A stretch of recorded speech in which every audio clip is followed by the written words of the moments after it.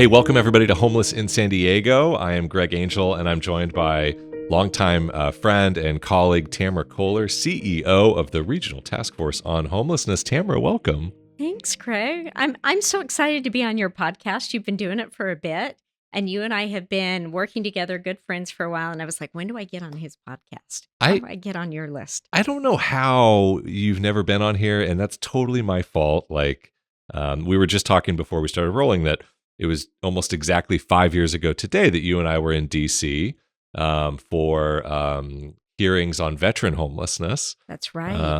And yeah, we've had I've had the honor of getting to work with you for quite a while, and I'm a huge fan. You have taken the Regional Task Force on Homelessness to a level of really leading and addressing systemic change around homelessness that we haven't had previously in the region. And with all the challenges in the time that you've been here in that role, about 6 years, gosh, we're very fortunate for that. Wow, thank you.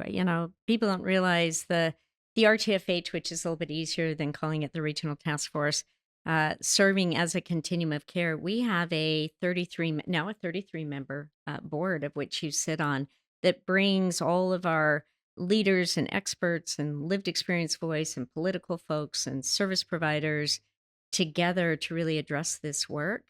And it is that board and the work that we do that has allowed me to really serve in this role. And I think we've elevated that and that organization. I hope to meet the standards and expectations that we've had as a continua. But it really, no one does this without great teams, great people behind them. And I've really been honored and humbled to be in this role. Well, and the RTFH is in charge of a lot of really important functions when it comes to homelessness regionally.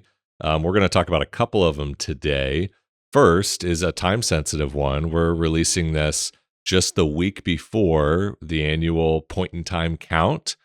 Can you share with our listeners what that is? Yeah, it's a census. And if you realize that we are federally authorized and funded by Housing and Urban Development or HUD, that's how they look at where they put funding, what they do, resources, is using census data. So the point in time is a census of our homeless population, but it is so important and so unique in how it is done. The point in time count, we do it and are responsible for the entire county.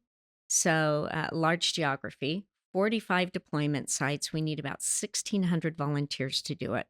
And the real success of the point in time count is having volunteers with our outreach teams and our service providers out in the early mornings before people are packing up their stuff and moving. So we start at 4:30 in the morning to go out and engage with folks experiencing homelessness. So it's not just a visual count, you're actually speaking with folks, answering a series of questions to help us really understand who's out there and also their experiences.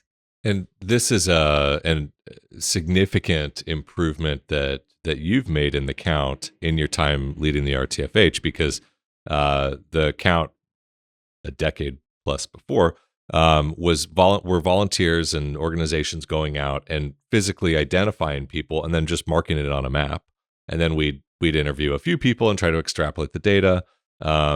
You and your team have really taken it to a much more rigorous, much more challenging, but much more effective census, where you mentioned 45 different deployment sites. I don't want Right. to gloss over that. 1,600 people going out and actually interviewing and talking with every individual. I've done this work for over 20 years and had the opportunity in the state of Utah to really uh, evolve our point in time count into a community engagement effort and brought that sense of purpose to San Diego when I got here 7 years ago. And to your point, it used to be that you would visually see things, mark it on a map. That turns in your homework, but it doesn't give you the engagement and real understanding. And then we would survey people at a different time and extrapolate that. Yeah. How important it is to get out and cross the street and talk to those individuals and actually collect that information, because ultimately we shouldn't visually be guessing race, gender, length of time, right? Being able to speak to folks is the importance of getting their information personally from them, but also the community engagement of it. There's when people have a concern about a homeless population and people experiencing homelessness, I always encourage them to go out on the point in time count because there's nothing like speaking to someone early in the morning. They are not someone to be afraid of. They are not someone to be, I think, hesitant to engage with. And we have outreach teams go with them. Greg, there's nothing like sitting down with someone in the early cold hours, and it's always done the last week in January. So, never good, comfortable weather Mm-hmm. to have a conversation about why they're experiencing homelessness. I need the numbers, the data, but more than that, they feel seen, they feel heard. We give them gift cards for their time. We value that. But also, the folks that are doing this engagement have an experience unlike anything else. So I believe so much in the human side of this work about people experiencing homelessness, which is why we evolved the point in time count. It is so much more work for our organization. We need a lot more hands. The numbers, we never guess, we never estimate. We let the numbers tell us the story, Mm-hmm. but it's that engagement, it's that conversation that people have that help them understand someone's story at the same time. It's so valuable in so many ways. So that motivation is exactly, or it's really parallel why we launched this podcast. Around the same time you actually came to San Diego about 7 years ago. And it's to tell that human story, and it's for people who want to understand, who have questions, who care, who want to reduce homelessness, to connect personally with people who are experiencing homelessness. And so most of our guests, of course, are sharing their personal experiences in and around homelessness. And I really appreciate that you've brought that same personal touch to this count. And I want to encourage our listeners, if they are available, to join us. So the count is coming up, if you're listening when this podcast comes out, on Thursday, January 30th. Maybe you all sleep in. We start at 3:30 up here in Escondido, but we actually start at 4 a.m. So whatever time it is, it's early. And if you're listening to the podcast, we would love for you to join. And you can pick from any of these 45 locations Right, throughout the right. county. Interfaith is in charge of organizing and operating the Escondido count. And so if you want to join us here, we're going to have donuts, coffee, and we'll gather everyone together before we all go out to our different areas. And like you said, Tamara, individual volunteers are really paired with groups to make sure that everyone is safe. Everyone has the expertise that they need. So if somebody has never done this before, they're likely going to be paired with the homeless outreach worker who does this every day. Right, right. And then together they can begin to engage with and interview people throughout the morning. Yeah, I think it's so important to recognize and when I say you go, it starts at 4, that's when we hit the streets. So you're going to have to be at your deployment site most likely at 3:30. We actually start at 2 in the morning because we have places where maybe a lead at a deployment site wakes up sick, Yeah. right? Or Yeah. we have to make some changes due to weather. Last year we had the floods right before, Yeah. right? Yeah. So we actually don't go to sleep. I was going to say, I was do you gonna say, sleep or do you just no, pull an no, all-nighter? I Yeah. don't. We just pull an all-nighter to Okay. make sure because like anything else, if you have to get up early, like to get to the airport, you don't sleep anyway. Yeah, that's right. So, but Yeah. it is an incredible activity and undertaking, but it can't happen without the level of volunteers. So I really appreciate, the call to action of really, we need the volunteers. But they also gain so much by doing it as well. Absolutely. So we'll put the website that you can register in the show notes, or if you're just listening to this, go to RTFHSD, as in Regional Task Force on Homelessness San Diego, rtfhsd.org, and you can find it there. We'll put the specific link in the show notes. And going back to what you said, Tamara, it is a very surreal, educational, very different experience for many people to go out at 4 a.m. and connect with somebody who lives in what I would describe as just like a whole different world, a whole different existence. And so often homelessness among the housed and I would say privileged community too often it's looked at from their perspective. The questions like, well, people must want to be homeless. Why are they out there? Why don't they do something about their situation? Um, Perhaps well-intentioned questions, but I would argue they're from the perspective of somebody who is housed, and they're not. And what we really want to support is asking questions from the perspective of the person who is experiencing homelessness, and for the community to put themselves in the shoes and the experiences of those individuals. And then it's not about why do you want to be homeless? Why aren't you doing anything about it? It's, my God, you are trying to survive. Like, Right. you're in survival mode. Like when you're out there at 4 a.m.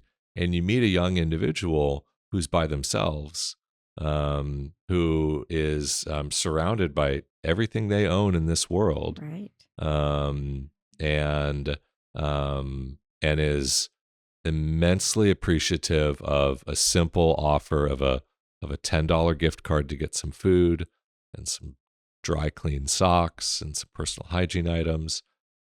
You realize that that person's existence is not a privileged housed person's existence. It's a totally different world. It really is. And what's also really important about this count is we literally print out maps and have people go street by street.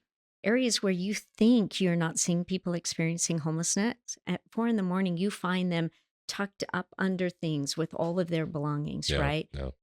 And many of them, I've also had people say, well, that's really, you know, unkind to wake them up. Mm, And if they understood that the reason that we do it that early is because many of them, they are just getting up at that time in the morning anyway, mm-hmm, because they know they don't want to be seen. They're mm-hmm. collecting their stuff.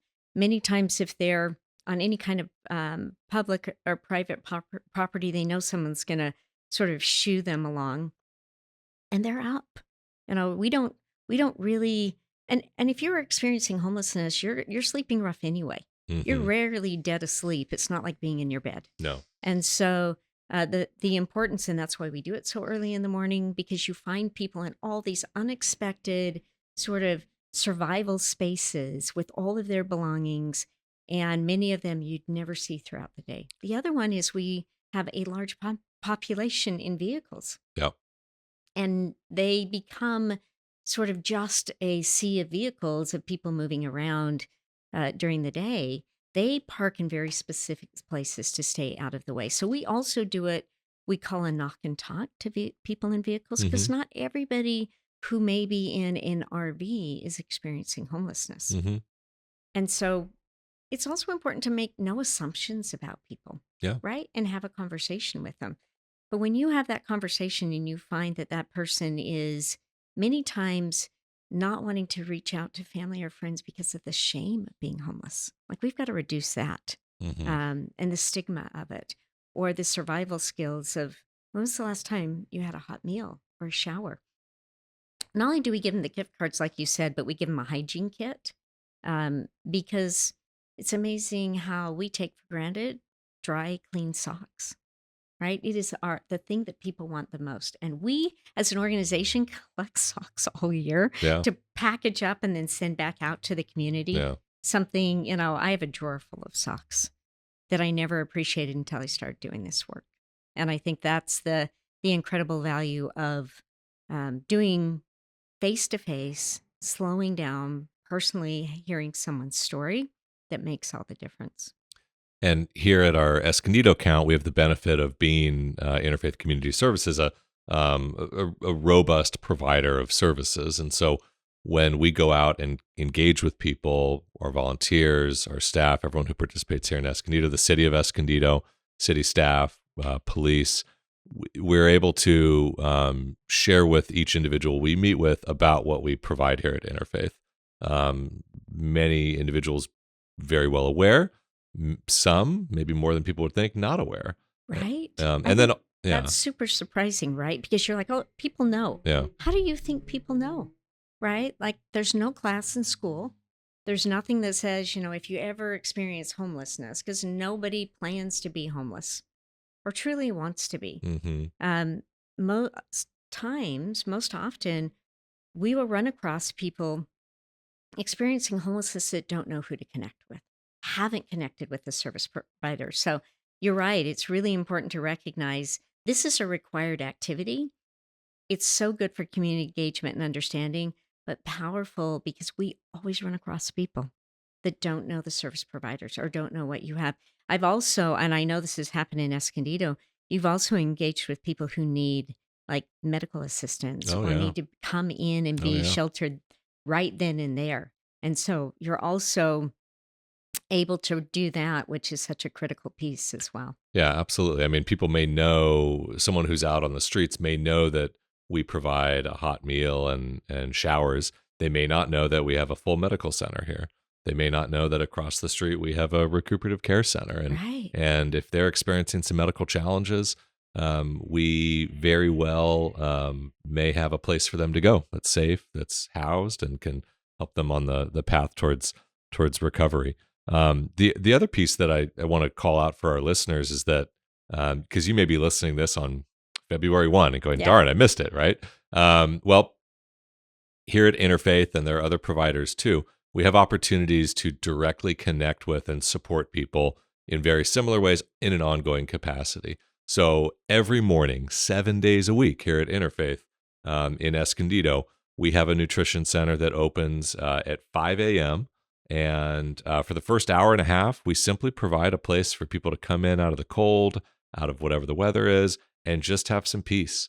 Grab a cup of coffee, grab a donut or a muffin or something, and just have some time just to be in a place where you're treated with dignity, respect. No one's asking you to shuffle along. If you want to take a shower, you can do that. A few people can do laundry. And then later in the early morning, we serve a hot meal to everybody. Well, that's entirely run by volunteers. And so Right. volunteers can come in and can again be in like a very different world than I think most people experience on a daily basis, and can connect with people directly and get to know their story a little bit. Well, and I think it's the value of not only having a place where they're not pushed out of or moved along or hustled out of, Hmm. where people say good morning, look them in the eye, ask how they're doing, give them a place to sit.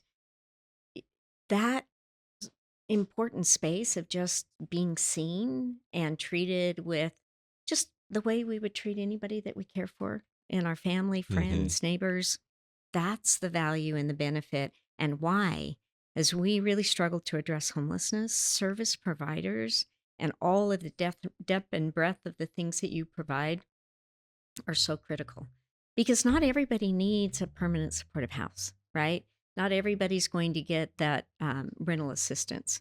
But their pathway to ending homelessness has to connect with someone in a way who can help guide them towards whatever the resources are that they're going to need. And it only works with service providers starting at 5 in the morning, where you open your doors.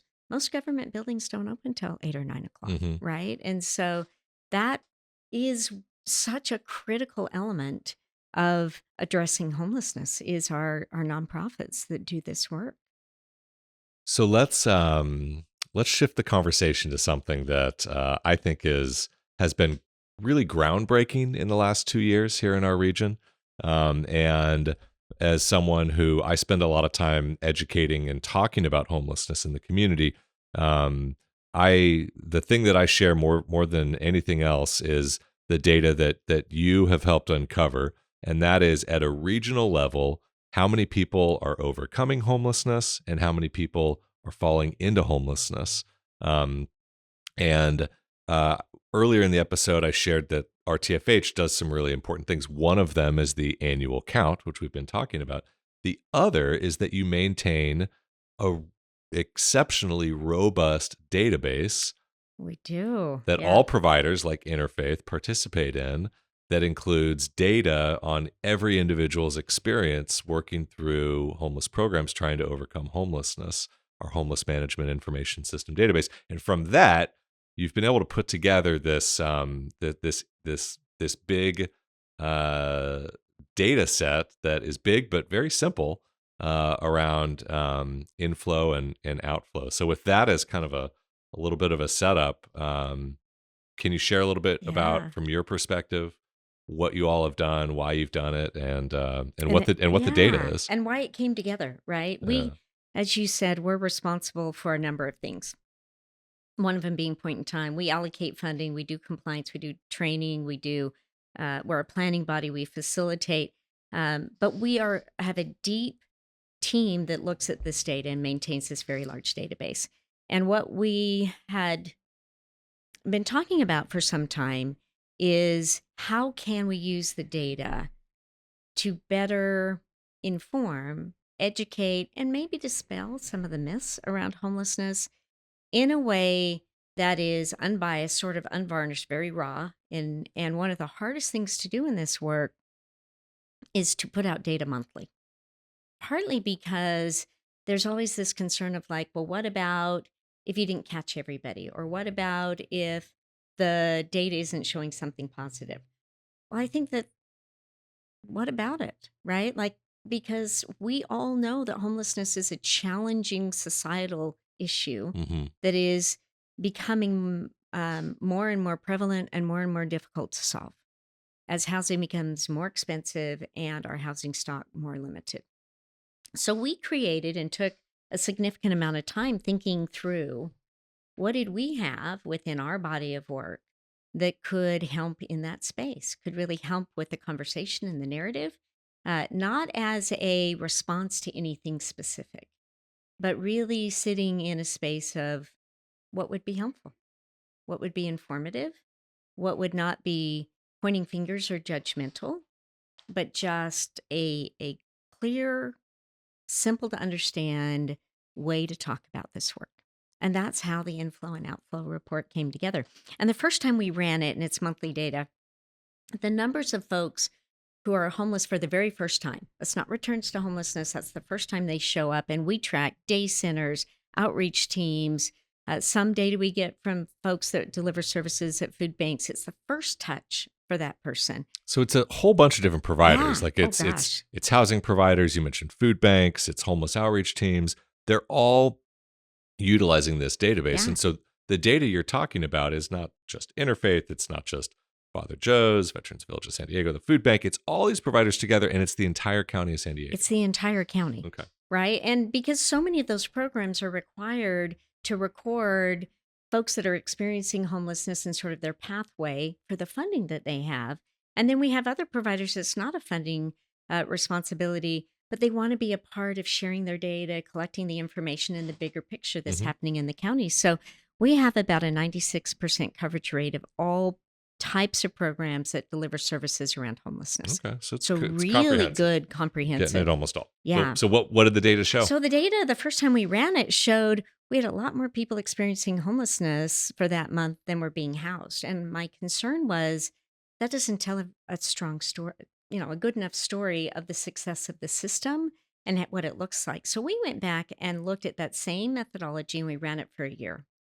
And that's where, and then we broke it down a couple different ways and had my team where they're data nerds, they are analytic, academic folks wrote me these big paragraphs and we kept paring it down like give it to me, how do I get an elevator statement, like how Hmm. do I get something much more simple? And we the last one that they gave me was for every 10 people housed, 13 more were experiencing homelessness every month. That was powerful. And so we work this sort of messaging to get to a place that is easy to understand. When we want to give you all the context and explain it and get deep into it. And Greg, so the first one that we put out was a monthly one with the annual one so that you could see every month and that you could really understand that for every 10 people we were housing, 13 more experiencing homelessness every month. And and that really stuck. Our electeds could use that and explain it really easily. Our providers could do it. And it sort of launched how we look at it on a month to month basis. We've been now kind of cultivating that for 3 years because it's been about 2.5 years we've been putting it out. And that 10 and 13, the second year we ran it, it was 10 and 16. So we weren't going in the right direction. This last year, at the end of the year when we ran it, it's 10 and 14. So we've made some progress. And when we're talking about the second number, this most recent year, it's 14. So for every 10 people who overcome homelessness, Right. is it 14 who are Newly homeless. becoming Hmm. homeless for the very first For the time? very first time. So you have more people coming into the system for the very first time than we're able Every to month. successfully get out of the system, which if you have more inflow than outflow, that explains why we're seeing more and more people on the streets. Right. And then I think it also level sets this argument that because we're seeing more people, what we're doing doesn't work. Mm, That's not what the data shows. hmm What the data shows is we're seeing more people every month. And the system isn't a prevention system yet. It is a response system when people experience homelessness. So the numbers that of people that are housed every month that come out of San Diego County are really an envy of a lot of other continuums of care. We are housing hundreds of people every month. Usually close to 1,000, right? I mean, Right. it's It it's it's is. about almost 1,000 people a month. Yeah. I'm looking here at the statistics from November. In the month of November, the region 920 people overcame homelessness and moved into housing. 903 though became homeless for the very first time. And so 903 people in San Diego County becoming homeless in just the month of November is a huge number. 920 getting housed, also a huge number.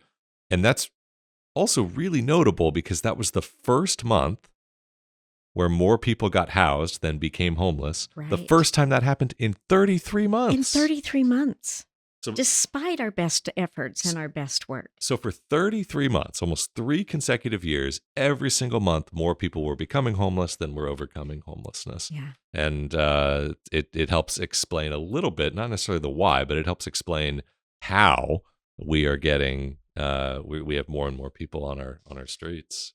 It does. And I think what it gives us is a metrics to try and right size the system. Yeah. Because I hear from people all the time because we are not a service provider, hmm but we bring funding into the community for service providers. We oversee and allocate funding. And I have people ask me all the time, like, why should we be supporting these service providers? Because, what they're doing isn't working because we're seeing more people experiencing homelessness. This report was a really good one to be like, this is why. Because if we can get, and it isn't because we're always looking for just more resources, but we know to get a system that meets the need, you've got to resource it at a level that if we could get to every month where we're housing more people than are asking for the services that are needed to end their homelessness, we have a fighting chance. We And start moving in the right direction. yeah, Yeah. but Yeah. that does mean resources, right? It Yep. means the importance of, and also being able to show not housing 920 people takes significant effort in a highly competitive housing market, right? Like Oh, most of our folks aren't the first person that a landlord is going to pick if there are 10 applications. That's a huge feat. especially given how challenging it has become to simply rent an apartment in Right. San Diego County. Um, to our listeners who have gone through this anytime in the last couple of years, they know that it is super expensive to rent a Right. place, right? I mean, most people know that, but to find a new place, there's usually sticker shock, and then the process to get approved for that apartment is more challenging than it is to get a mortgage to buy a It home, is. right? And so it's really difficult. And to your point, the people who we're working with who are overcoming homelessness, they have a whole set of other challenges. Their credit may be challenged. They certainly probably don't have the income that others have, savings, all that sort of thing. I'm looking at the copy of the most recent report this month of November, and we'll link to it in the show notes. It also shares not just that 920 people became housed, but it shares who these people were. So of the 920, 221 seniors, families, 115 families, veterans who have served our country, 129 veterans, and then transition aged youth, younger than 24, 18 to 24, 81.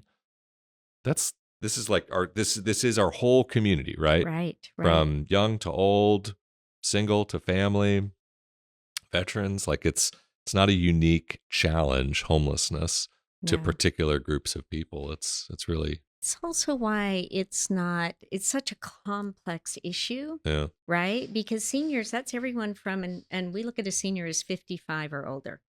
So we have folks that, I mean, our oldest that we engaged last year on the point in time count was a 78-year-old Hispanic woman that was unsheltered. So we know that we're seeing from 55 into late 70s, oh yeah, not a lot into their 80s because because people die yeah. because And it's so really bad for your health to be on the streets. it is proven, Yeah, yeah, right, yeah, to shorten your lifespan. yeah, 115 families, and so if you were to add all those numbers up, it doesn't add up to 920 because those households are getting larger, sure, right? And yeah, so when you start looking at and even veterans, we are the largest active active duty military population in the nation here in San Diego hmm, County. Most of those are not homeowners. Most of them are renting as well. And so our veterans are competing against active military for some of those same spaces. And our veterans, we are better resourced for our homeless veterans. Still, 130 veterans being housed last month is not enough to utilize all the resources that we have available to them. So there's still opportunity here to be able to get more people housed every month with more landlords willing to accept the housing assistance that we have for veterans. Like there's spaces without any additional investment that we could even do better and do more. mm. And this data helps inform that, helps show that. It also, to your point earlier, shows that while we want to and should continue to improve how effectively we house people, one of the primary problems is not housing people; it's preventing people from falling into homelessness. And if we could drive that 903 first-time homeless in November, if we could drive that down to 500 or 400, that that would allow us to start significantly driving down numbers in total, and really begin to talk about, oh wow, we really are making some big progress. But until we really turn down those first time individuals experiencing homelessness, decrease that, we're going to be really challenged as a region to make significant progress. Well, and I think what's so interesting about the homeless response system Yeah. is we won't offer financial support or other resources without you proving that you need it. Hmm. And when you think about that, right, that it's really hard to say, I need help. I'm not going to be able to make my rent, my mortgage payment. I've got an eviction. And the homeless response system, the federal funding, the state funding that is provided for that doesn't cover prevention. It literally is a system that says, prove to us that you need it. Mm. And the trauma and the loss of dignity and personal property and all of the other things that happen. And as you said, you've had years of guests who have had a homeless experience, everyone a very unique story and path. Why we have a system that is built on prove that you need it, instead of a system that actually would be more cost effective. It would be better oriented around well being of health, reducing trauma to do more prevention work, is still one of those sort of aha and sort of spaces in our work. I advocate for us doing more prevention, especially because we have so much data on it. The other thing that's on this report that we don't talk about often is who's actually active in the system. Hmm. We have nearly 9,000 folks that are 55 or older in the system, the largest population now being served. We could do so much more for our seniors before they experience homelessness, especially if we will reduce the shame and the bias and the stigma around it. Because we have so many seniors who are like, I don't want my adult children to know. I don't Hmm. want, right? That, and many times when their children or their family do find out, they want to help. Hmm. So I think we've got to stop making the fact that housing is so expensive and requires you to have no bumps in the road and usually two or three incomes coming in to afford it. We could do a better job in prevention because we have better understanding of who's highest risk of experiencing homelessness. So let's talk more about prevention. What would you like to see happen? And, for our listeners who can be advocates, who want to help, they're listening to a podcast around homelessness. What more should we be doing? I think we could start with some populations like our seniors. The ability to help folks who are potentially on a fixed income or experiencing a health issue that's not going to allow them to be employed at the same level that they always have. Many times, loss of spouse, divorce, like those life events that cause challenges. Having a place and a space, and most likely that's within county supports, where they can get financial assistance, mediation, maybe to help them navigate through being behind on things. Many times, what will happen is they're trying to pay a health bill, a back utility, and it just steamrolls, Hmm. especially if you're renting. You can be, and I had my first profession was in mortgage lending, Greg. So you can be behind on your mortgage payments anywhere from 3 to 6 months before a lot of times they'll start foreclosure proceedings. If you're behind 15 days on your rent, they can start looking towards moving in an eviction. Mm. So it's folks who rent, it's folks on fixed incomes, Yeah. it's folks, I mean, it's not that hard to kind of pare it down to a Hmm. population and not also look at it from a sense of like, but I'm a homeowner and I'm working really hard to pay my mortgage. You are at a much more reduced risk because your protections of being a mortgagee and paying on a mortgage so much greater Hmm. than a renter, Hmm. right? Like we could really and create, I think to your point, the privilege and the disparities that exist in our society lean very heavily on homeowners and property rights and those kind of things, and I 100% support those. I made a living doing that. Hmm. I believe homes are the bedrock of communities, Hmm. but renters don't have the same protections. There's also that argument that why these folks don't move in with family members. Like if I experience homelessness, I would definitely have a place to go, Yeah. right? Yeah. Someone would take me in. I guarantee that means someone in your family owns a home, Hmm. Yep. because I happen to rent now, my husband and I. Hmm. I couldn't have my children come live with me. I would be It's against breaking the my rules. lease. It's a violation Yep. of my lease, Yep. Yep. right? Yep. So there are places where we could very much create more equity in that space of understanding that renters are at a higher risk. If you're on a fixed income, you're at a higher risk. If you've had a health crisis and you have health bills, you're at a higher risk, and create the financial supports, because there's been a lot of great studies, one coming out of the Benioff study, that as small as $300-400 assistance could keep people housed. Also for seniors, Paul Downing at Serving Seniors, who also works with us Hmm. on the continuum of care, they did a study here in San Diego, as little as $400, like $500. We're doing some shallow subsidies. That's a sort of a pilot at the county. In the city, the Housing Commission is doing that. Greg, we got to take that to scale. That's so much cheaper in so many ways for us as a community, and just so much more compassionate and more equitable if we would lean into the simpler, smaller investments. So to summarize on prevention, focusing on particular populations, Yep. because we have 3.3 million people in the county. How do you figure out who to work with? Well, renters to begin with, Right. and then zeroing in also on seniors, individuals on fixed incomes.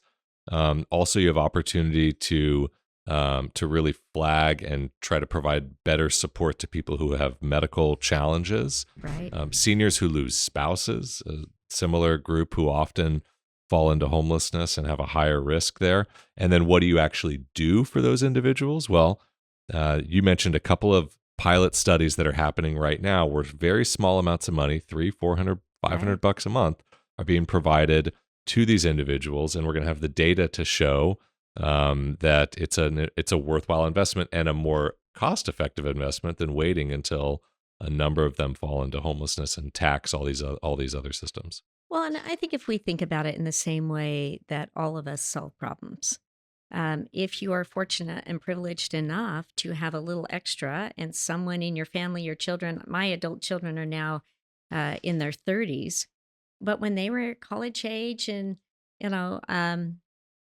I helped them, right? And having that ability, I challenge us to find anybody, no matter what your financial situation is, that you haven't had to have financial help from someone, even if it's just more of a privilege, not as much of a need, or someone in your family has needed that. that's how a lot of times if you have those resources, we do it. And we seem to be fine with it if you're doing it within your own family and Mm-hmm. your own friends. Mm-hmm. But when a household generations don't have that, it is absolutely appropriate that the safety net be able to do that, because we've got all of the, sort of eligibility that we know that that's what it takes. And most folks, they're working, they have an income coming in, Mm-hmm. right? Yep. That we're Yep. building on stability, not judgment. Yeah. Well, beautifully said. Tamara, thank you so much for joining us Thank today. you. So much good wisdom that you've shared. We've talked about the upcoming point in time count. We encourage our listeners, if they haven't yet signed up, to volunteer for that important effort. And whether you may be listening to this after the fact or you're inspired by what you do in that point in time count, get involved volunteering in local organizations. You can make a big difference there. And then beginning to dive into this monthly report that you're putting out on throughout the entire county. How many people are overcoming homelessness? How many are falling into it? We'll have all the data linked here, and it provides really a perspective on the challenges we're facing regionally in a very personal way. And then your insights on prevention and what we can do and what we should be prioritizing. Brilliant, absolutely. I think it's exactly why a lot of people tune into this podcast, to better understand the challenges and the solutions. Right. So, with all that being said, we always have calls to action here. I've just rattled off a few. Our listeners are fired up; Yeah. they're inspired by what you've shared today. What are your calls to actions to our listeners? So I have two. Okay. And I'm going to carry one that you already said, the importance of volunteering at our service providers across the region. I'm just going to take it up one additional level. Volunteering your time, giving of materials and other things are really important. But we have a very skilled and professional group of folks in San Diego who I believe could really help support our nonprofits in areas where we can't. I mean, our administrative dollars are so small, Yeah. right? Yeah. Because all of our money we want to get as much of it to the services.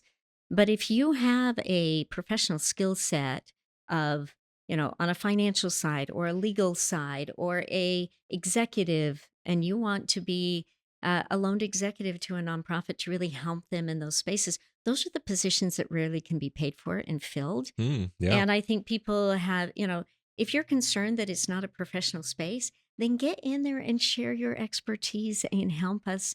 And it also gives you a different perspective of what that looks like. So I'm going to encourage those that have and are maybe a little bit further along in their careers, not only just be on boards, but volunteer significant talent. Your treasury is your knowledge base in the things that you do. Love it. And I think that brings us a lot. And the last one is the next time that you see someone experiencing homelessness, as long as their behavior is not erratic or makes you feel threatened, stop and take a minute to just look them in the eye, say good morning, good afternoon, good evening. You know, don't need to give them anything, but see them and recognize them is such an important space, because every single one, all of these numbers, there's a person behind it Mm-hmm. who feels invisible and feels like we as a society are not able to do the hard work that's needed to really walk alongside them to solve these issues. And all of these individuals, all of these thousands of individuals, none of them when they were a kid, when they were in kindergarten and they asked, "What do you want to be when you grow up?" None of them raised their hand and said, "I want to be homeless." Yeah. Right? Their life has unfolded in a way that they didn't want it to unfold, right? And for many, Greg, it is a small episode. Mm, And for many of them, a shameful one. And yeah, it shouldn't be. yeah, yeah, It's not that people experience homelessness and they want to be, and they're, I want to stay out here. This is where I want to yeah, be, yeah. right? The majority, and the data shows it, uh, the majority of them, it's a smaller episode. We want to make it even smaller. And we want that, and they return to housing, they return to work. Many of them are working when they first lose their housing. This is not a lifetime experience for them. It shouldn't be. And many of them, it's a small space. And the closer and more we can treat them with that level of care and connection, Mm-hmm. the less homeless we'll see because we're leaning into the solutions. Yep. And when people feel cared about, they're much more able to then engage in problem solving and try to figure out a better way. But when there's no hope, resources really don't matter, right? So thank you for sharing that call to action to connect with people personally. Love the suggestion for our listeners who have those experiences, those career experiences, to bring those resources and those gifts to support the work that's happening. I'm looking at the report, the database we've been talking about, the Homeless Management Information System. There are 141 agencies putting information into that. It's 141 agencies who all would benefit from the type of expertise that you're sharing about, right? Tamera, thank you for coming on the show. Thank you. I am embarrassed that we've been doing this for so long and haven't had you on. No, I was so thrilled. I was like, oh gosh, I finally get to be on your podcast. I know that your focus has been really hearing from people experiencing homelessness in that space, but I'm going to check a box for something really valuable for me. First time will not be the last time. Thank you. Thank you so much for joining us. Our listeners have a better understanding now of just how fortunate we are here in San Diego County for your leadership and the role that you're in. Appreciate you sharing your wisdom today. Encourage our listeners to sign up for the count and get involved personally. All right. Thanks, Greg. Thank you, Tamera.